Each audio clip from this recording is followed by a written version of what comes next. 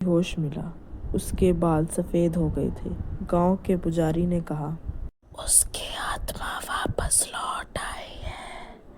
माँ अपने बेटे को कभी मरा नहीं मान सकती।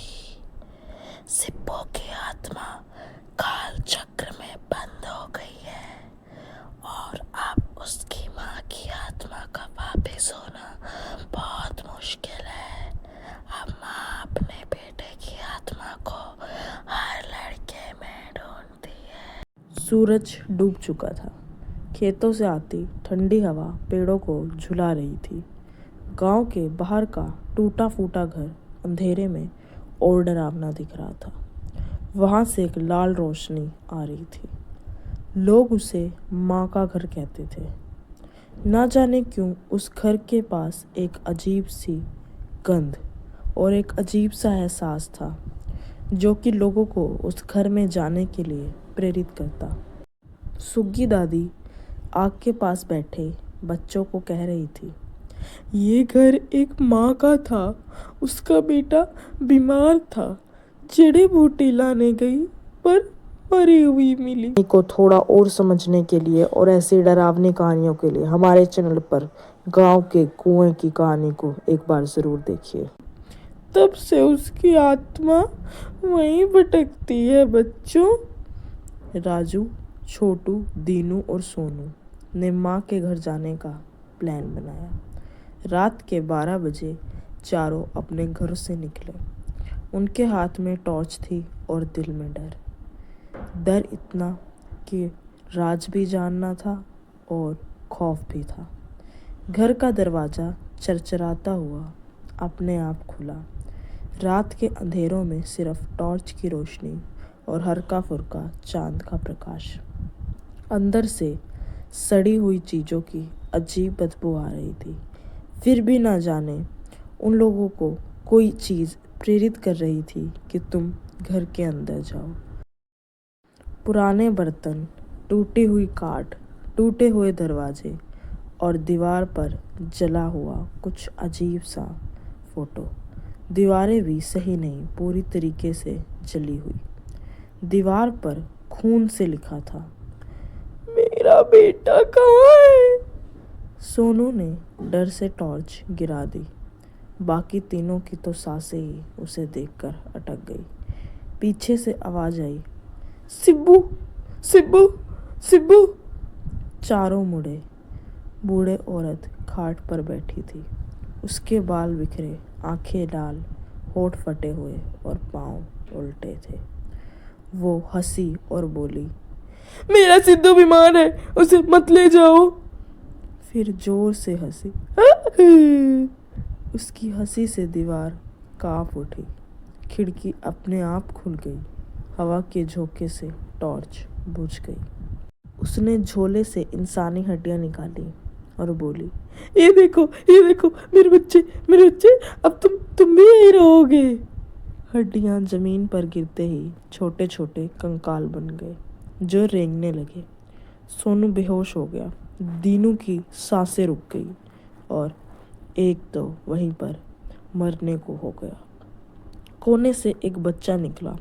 उसकी आंखें सफ़ेद, चेहरा बीमार था।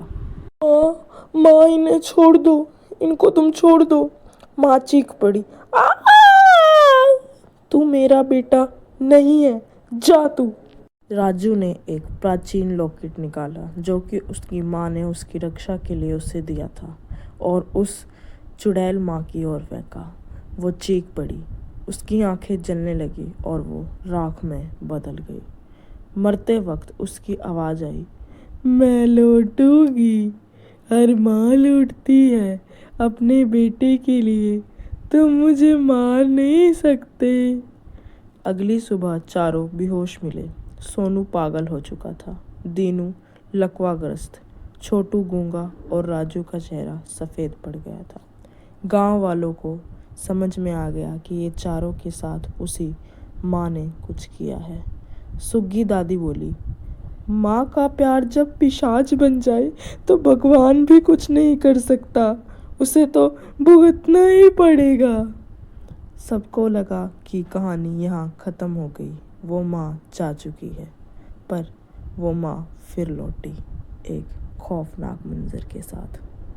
पिछली घटना के बाद गांव में सन्नाटा था। कोई बच्चा घर से बाहर नहीं निकलता।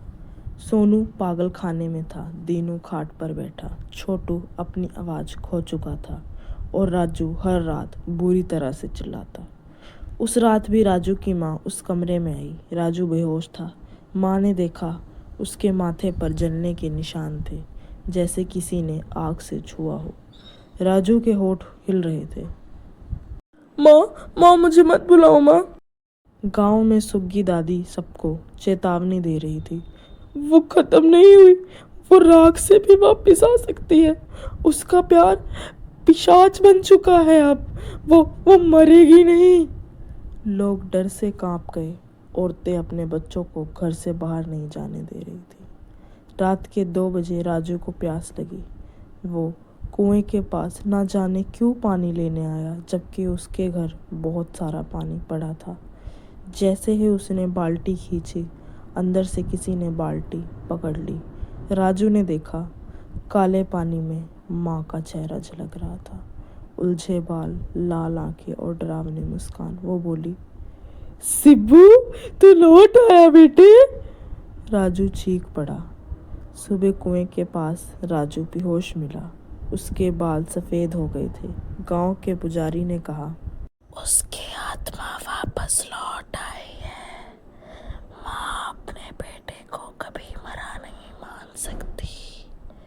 सिब्बू की आत्मा काल चक्र में बंद हो गई है और अब उसकी माँ की आत्मा का वापस होना बहुत मुश्किल है। अब माँ अपने बेटे की आत्मा को हर लड़के में ढूंढती है।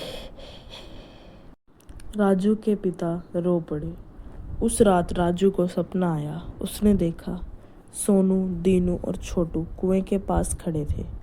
उनके शरीर से खून बह रहा था। उनकी आंखें सफ़ेद थी। उन्होंने कहा, राजू राजू मत भाग, माँ बुला रही है, डर मत, आजा। अचानक कुएं से माँ निकली। उसके हाथ में झोला था। उसने राजू को देखा और बोली, मेरे बेटे, अब मैं तुझे कहीं नहीं जाने दूंगी। चल चल मेरे साथ चल। उसने राजू का हाथ पकड़ा। उसकी उंगलियां इतनी ठंडी थी कि राजू की धड़कन रुकने लगी। पुजारी ने एक तंत्रों से भरा अजीब सा चीज़ राजू के गले में डाला।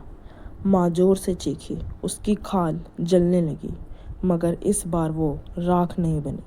उसकी आत्मा काले धुएं में बदलकर आसमान की तरफ उड़ गई। जाते जाते फिर एक आवाज़ आई, मैं फिर लौटूंगी, मैं लौटूंगी। जब कोई माँ अपने बेटे को खोएगी, वो मेरे दर्द के साथ वापस लौटेगी। अगले दिन राजू को होश आया, पर उसकी आंखें सफ़ेद थी। वो धीमे से बोला। सुग्गी दादी बोली, वो गई नहीं, वो गई नहीं, अभी यही है हमारे बीच, राजू में। जब माँ का प्यार अमर है, पर वही प्यार पिशाचनी बन जाए, तो उसकी कहानी ख़त्म नहीं हो सकती। वो खुद को दोहराएगी एक नई माँ में, और उससे भी ज़्यादा भयानक मंजर के साथ। गाइस, इस वीडियो के पार्ट 2 में हम बताएंगे कि माँ आखिर बुरी पिशाच कैसे बनी। उसके साथ ऐसा क्या हुआ कि उसे यह बनने के लिए मजबूर होना पड़ा, और आखिर उसके बेटे को क्या हुआ था जिसके इलाज के लिए वे हर रोज़ लौटती है एक नई माँ के रूप में। और यह भी बताएंगे कि राजू के साथ अब क्या हुआ, और राजू ने गांव में लोगों को मारना शुरू किया उस माँ के रूप में, पर अभी तक यह किसी को पता नहीं चला। इसका खुलासा पार्ट 2 में होगा। इसके लिए आप हमारे चैनल को सब्सक्राइब कर दीजिए, और ऐसे ही इंटरेस्टिंग वीडियो के लिए हमारे चैनल के साथ बने रहिए। इस कहानी को थोड़ा और समझने के लिए और ऐसी डरावनी कहानियों के लिए हमारे चैनल पर गांव के कुएं की कहानी को एक बार ज़रूर देखिए।